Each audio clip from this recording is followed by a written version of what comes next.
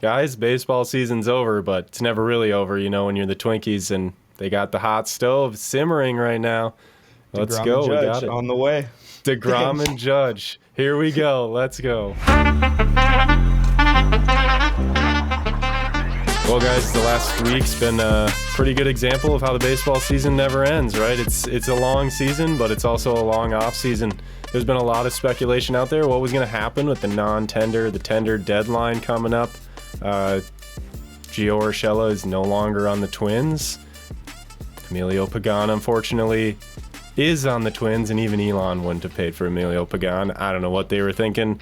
And we got Kyle Farmer. So let's jump into it. Let's start out talking about Gio Urshella. It's kind of surprising that they let him go, but I kind of understand it as well from a salary standpoint. But according to reports, Gio has officially been traded to the LA Angels for a 19-year-old pitcher. So we didn't really get much for him. We're not going to hear from this pitcher in a while, but he does slot in actually as our 25th overall pitcher in our prospect rankings. Actually, not even pitcher. He's our 25th overall prospect now. So that's not bad. So maybe we see him come up as a back-end starter or maybe a back-end reliever in the next couple of years. So not too bad, but it gets some of the money off the books. From an Angels side of things, let's just start there before we jump into the Twins. What do you guys see? Do you think Gio, do they see him as a shortstop? And if they do, why wouldn't the Twins have considered him as our shortstop? I think this is more the Angels a little worried about Anthony Rendon and, wanting a guy that can replace him and have similar production that Rendon would leave if he were to go injured again. And, I mean, Urshela has shown he can play around the diamond. He has a bit of utility in him. So, I think it's more of a depth play than anything else for them. Yeah, I agree. I think that if they do see him as a shortstop, I think they're sadly misinformed. I think he was a great defender this past year, better than I think probably he had played for the Yankees the years prior. But I don't think he could be an everyday shortstop, and I don't even think you'd want to play him there. I think you'd want to have another utility guy that can slot in at short. I think he's pretty much good to slot in everywhere else in the infield, but short I don't think is a good idea. And I mean, if they've got the money to spend, I think why not? He's a good player, a very solid player, but kind of pricey for a utility guy. Yep. So it kind of sounds like you guys agree that putting him at short for the Twins wouldn't have made a lot of sense. And obviously, Gio had a good year. I mean, he was a wonderful player. He hit 285. He had a 338 on base percentage, 13 homers, 64 RBIs. You can't ask for much more than that for what you're paying for him. That's a pretty solid season. But clearly, they want third base. I assume you guys think Jose Miranda. That's where they're going with this, right? Gotta be. Yeah, I think definitely. I think he's clearly one of our most exciting players, and I think he's got to be starting every day if he's healthy. And I think you honestly want to be getting Nick Gordon more time too. I think he has much higher of a ceiling than Gio Urshela. Obviously younger. He's actually not that young, but I do think that he just offers more. He showed some stuff at the plate that he hadn't shown in this past year. And I think I would rather have him picking up extra shifts around the infield and even the outfield over Gio Urshela. I just looked it up. He's 27. Urshela's 31. So he's definitely younger for sure. Yeah. Yep. Would you agree with that, Alex? 100%. Yeah, I do think I saw that, it reminds me a lot of the deal that brought in Urshela last year. Obviously a little bit different when they traded Donaldson for Urshela and Gary Sanchez. It just seemed like there was something else coming, and that is definitely how it seems now. I mean, there's $60 million under the payroll for last year. I think that they better have something else coming. And I think that clearly seeing how the GM and the president have been running the team, I think they want to win and they're trying to win. So I definitely think that this was a setup move to bring in a higher tier free agent at some point. Yeah, or at least I agree with you for sure. And that kind of also feels even more like it because we went and got Kyle Farmer. We went and got that utility guy. We got that Isaiah Kiner Falefa. who we also sent to the Yankees in that deal. So maybe he's another guy that we're trying to package with somebody else on the team to send them away. Do you see like they could potentially package Royce Lewis with a Kyle Farmer somewhere and go out and get a Correa and have him long term? Or would you ever speculate that they would move Royce Lewis into a third base role and bring Jose Miranda over to first and do something else with the rise? Like, what do you think Royce Lewis could end up being on this team? And will Kyle Farmer actually be... Yeah, let's start with Royce Lewis. Let's start there. Do you think they'll do anything with him? I personally think they should. I think he's an amazing player. I think obviously he wasn't up here for very long last year, but Yep. he looked really good when he was up here.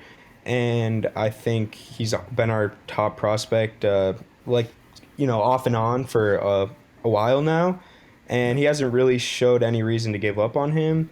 And I think that they were clearly, when he got called up last year and then they sent him back down, they were having him play outfield and third base, which he hadn't done, which to me was a clear indication that they wanted him to be playing alongside Correa in the lineup somewhere. Now, obviously, Correa might be gone, so maybe he's the starting shortstop, but I think you look to sign a top-tier starting shortstop, whether that be Correa or somebody else, and you keep Royce Lewis if you can. But hey, I mean, if you can package him for something that's going to really change the dynamic of the team and make us better, I think you do it. Yeah, absolutely. We're kind of at that point where now we're teetering on the edge of being a contending now, or let me restate that. Our contending window feels like it's starting to come to a close. And, a guy like Royce Lewis kind of feels like he needs a few more years in the oven until he's really ready to really contribute. So if there is a move, like you said, to bring in a star talent, I think we got to be looking to do that. Yeah. And as good as Cleveland was this year, let's not overstate how great they really are. I mean, they still have a lot of flaws too. They have a lot of very young team. They could be some team next year that flies into the playoffs. They could also be a team that completely falls off a cliff when you're that young. But the rest of the division really sucks. So this window is there. Unless the White Sox go out and get DeGrom or something crazy, like that, then I'd be a little more concerned. But right now, the way things are sitting, I feel pretty good about our chances if we go out and actually build. Spend that $60 million. Would you, Jim Pohlad? Let's go. Please. And speaking of trades, too, let's just talk about Kyle Farmer for a second. And he's going to make $6 million this year. So we sent away Gio, who was expected to make $10 million, brought in Kyle Farmer, who is now, he's expected to make $6 million. He's 32, so he's even older than Gio Urshella. He's been a pretty solid asset over there in Cincinnati.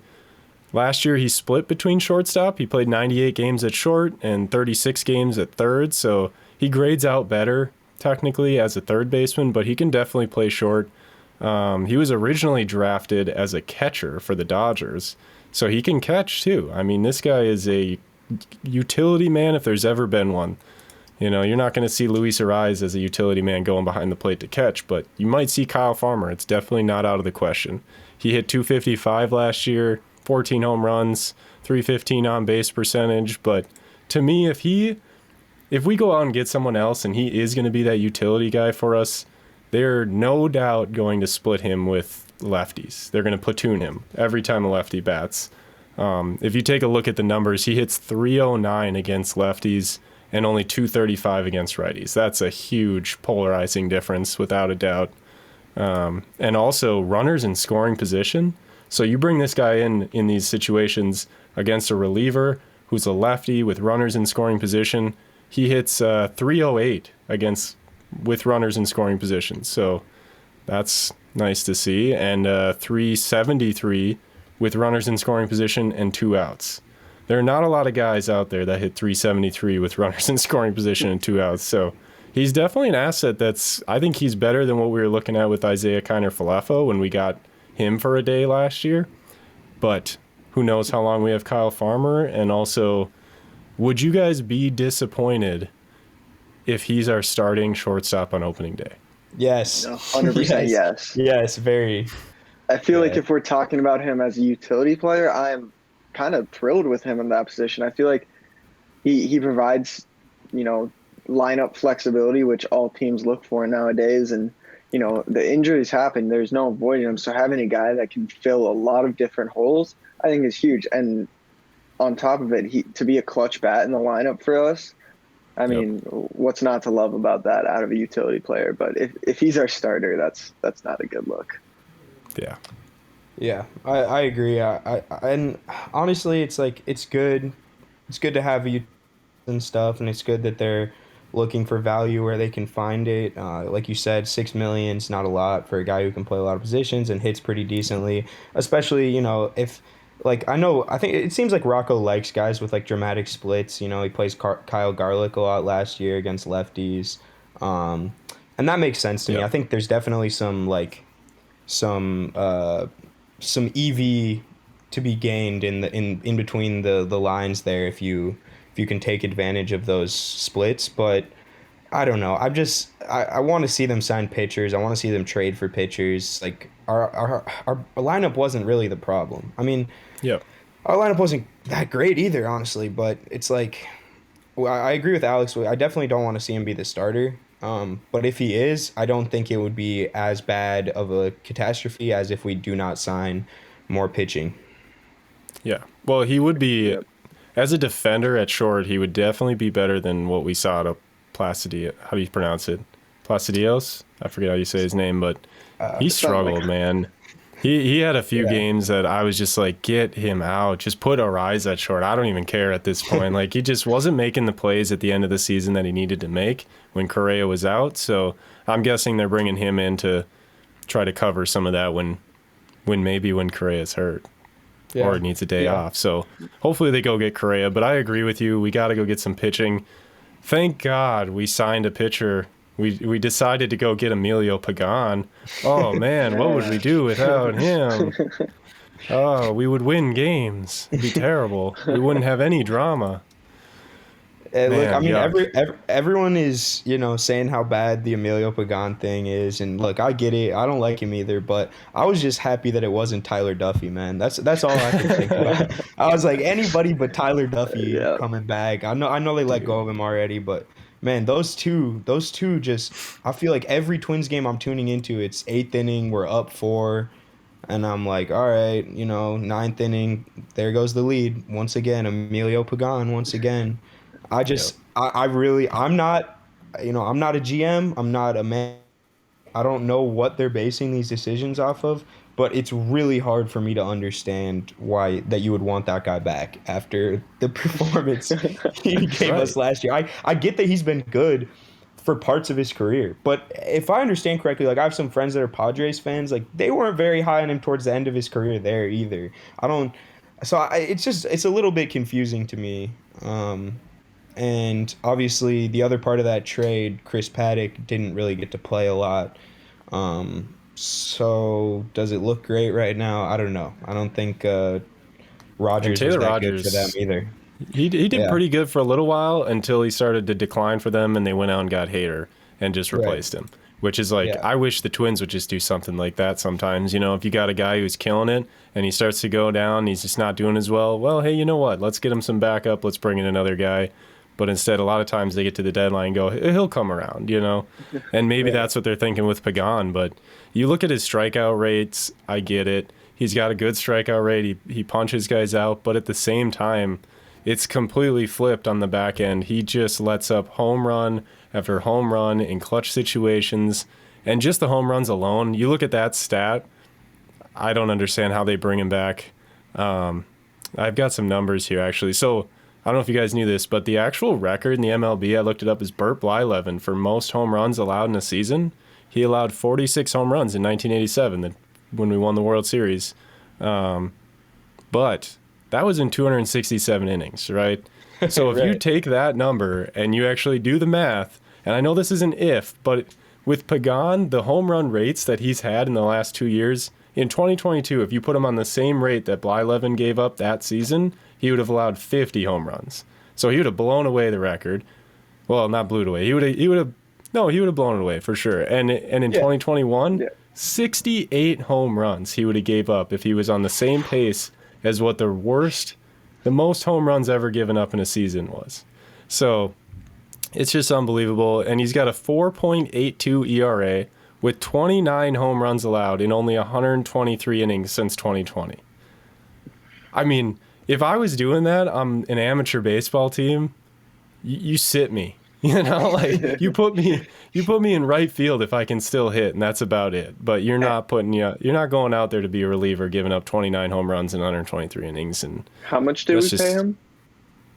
I think he's getting, I believe it's like $4 to $5 million. I think it's like $4 million.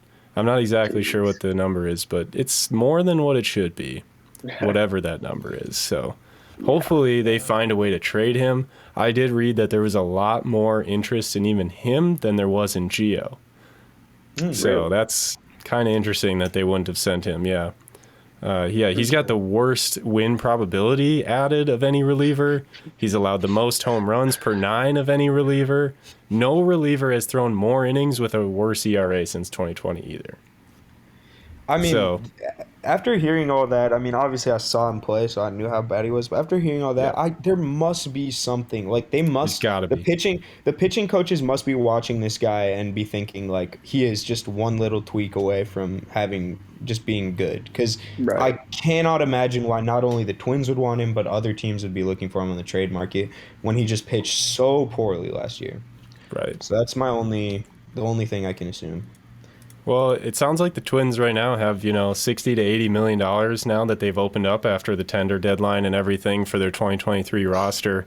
And if they don't go and actually spend, let's say, even 30, 35 million on some superstar out there, and if they don't do that and they come back and be like, well, we got outbid or we didn't get the guy we wanted, or they come up with any excuse, there's no excuse for that. I assume you guys agree. And what shortstop do you want to see? Is it Correa, or would you rather see a Trey Turner come in? You want a Xander Bogaerts? Do you want Dansby Swanson? Who's your ideal candidate at short? Honestly, any of the four. All those guys are great players, and I mean, any one of them. I don't think there's an issue with any of them.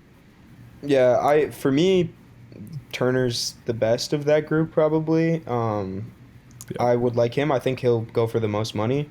So maybe that kind of puts him out of the question. I think Correa is clearly the second best to me. I know he didn't have the best year last year. He kind of came on towards the end, but I still think he is a top-tier player, top-tier shortstop.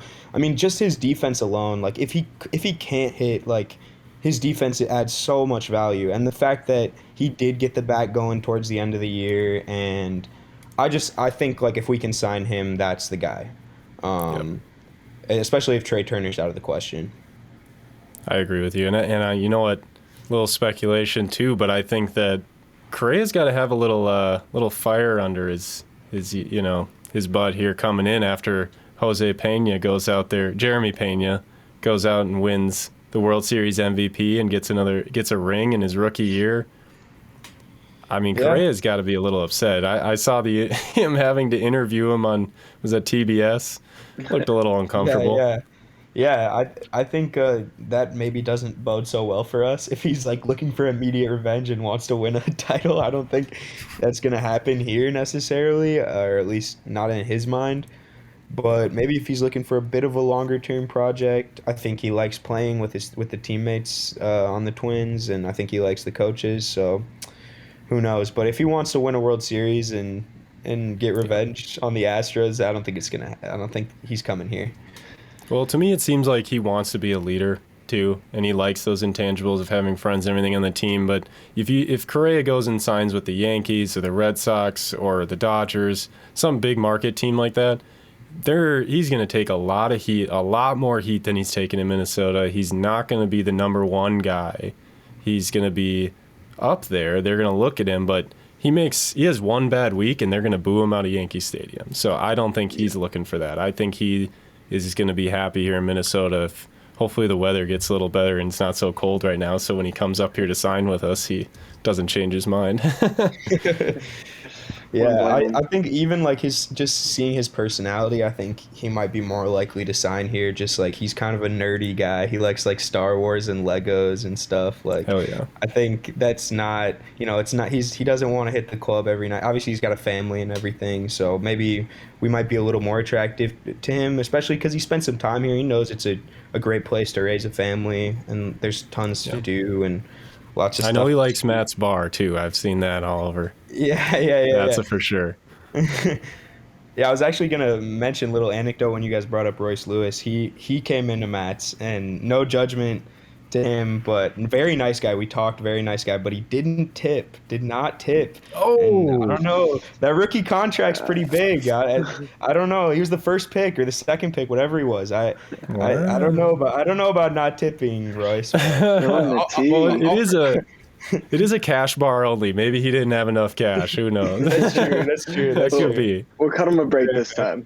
Yeah. We'll let it slide, Royce. Next time you go get a Juicy Lucy, let's leave a tip now for him. Yeah, absolutely. Are there any other big free agents out there that we didn't touch on that you think, anything you want to throw out there that you think could happen this week or the next month? We got the owner meetings coming up, I believe, or the GM meetings. Yeah, I mean, who knows? Do we go get Bellinger? I wouldn't go get Bellinger. Doesn't make me too excited. Are we sure Bellinger is better than like Kirilloff? I don't know if I don't know. A 2019 Bellinger, yes. Yeah. Oh, well, yeah. 2023 Bellinger? I don't think so. For the right I think price. he's starting to look like a Joey Gallo in a way. Not necessarily the power of Gallo, but just the strikeout rate and just he's stuck in a spot that he's got to find a way out of, and maybe it needs to be a new team, but we'll see. Hopefully the Twins make some big moves. We need to go get out there, get some starting pitching. Hopefully we sign Carlos Correa the next time we chat. Maybe they trade away Pagan. We can only hope, but hopefully something happens there. Kyle Farmer, we'll see if he's on the team, but yeah, they got him for now. Gio's gone. Thanks for tuning in, guys. We'll be doing more of these podcasts in the off season whenever we see some updates. You can follow us on Twitter. We're on TikTok, Instagram. Subscribe to our YouTube channel, anywhere you can find Hot Dish Sports. And in the meantime, Skol Vikes.